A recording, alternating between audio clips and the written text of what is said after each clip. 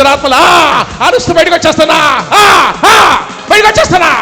పొట్టలో ఉన్న దురాత్మలు ఎస్ డబ్బుల కోసం మిమ్మల్ని బాగా పీడించండి నేను చూస్తున్నాను. అవునండి, అవునా కదా? ఎస్ ఇప్పుడు మీరు ఆ స్త్రీ వద్దకు వెళ్ళడం మానేశారు. ఎస్ గతంలో తరచు ఆ స్త్రీ వద్దకు వెళ్ళేవాళ్ళు, ఆ స్త్రీతో కొంచెం రిలేషన్షిప్లో ఉండేవాళ్ళు. ఎస్ అందుచేత ఏంటంటే ఆమె నాకు డబ్బులు కావాలని ఎస్ బెదిరించేది. సో దానివల్ల ఎస్ బ్లాక్ చేశారు, నెంబర్ బ్లాక్ చేశారు. ఎస్ ఆ వద్దకు వెళ్ళడం కూడా మానేశారు.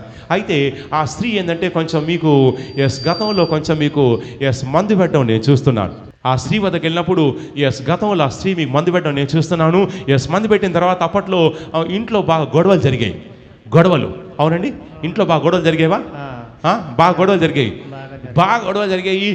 తర్వాత ఏంటంటే ఇంట్లో నుంచి ఎస్ గొడవలు జరిగేవి. ఆ టైంలో ఎస్ ఆవేశంలో మీరు ఏదో నేను చచ్చిపోతాను చెప్పేసి ఏదో ప్రయత్నం కూడా చేస్తారు. ఏదో ఊరికి ఏదో ఫ్యాన్కి ఏదో ఊరేసుకుంటాను, సంథింగ్ ఏదో తాగేస్తానని ఏదో ప్రయత్నం చేస్తారు. ఏం ప్రయత్నం చేస్తారండి?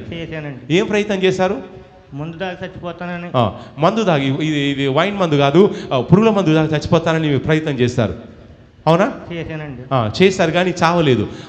ఎందుకంటే ఆ వశీకరణ మందు అనే దురాత్మ ఎస్ మీ మీద పనిచేస్తుంది.